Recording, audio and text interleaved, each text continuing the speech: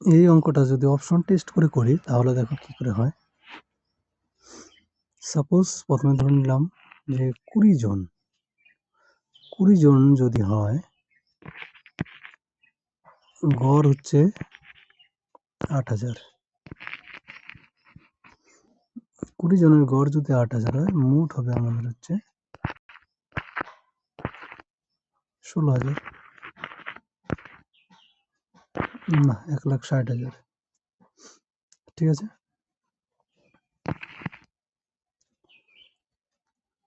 এবার 7 জন অফিসারের বেতন 12,000, তাহলে 7 × 12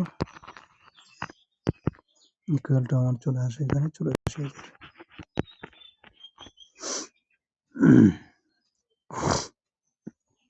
20 জনের মধ্যে 7 জন যদি চলে যায়, থাকলো আমার 13 জন। 13 জনের বেতন হচ্ছে 6,000।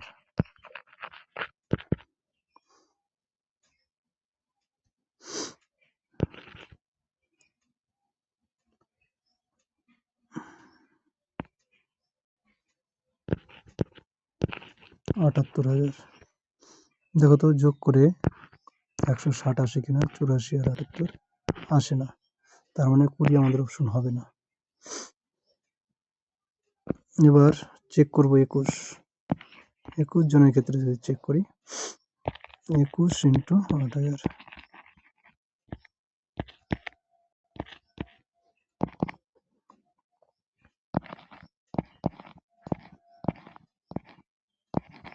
$1,68,000।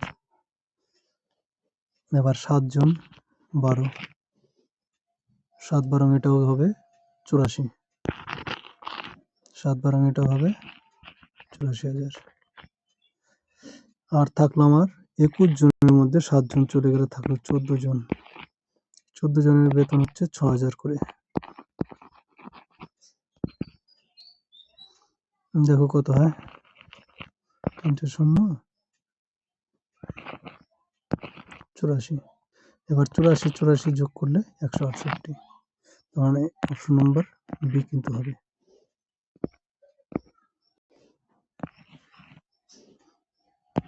তাহলে 21 এটা আমাদের মিলে গেল, বোঝা গেল তো, এটা হচ্ছে অপশন টেস্ট।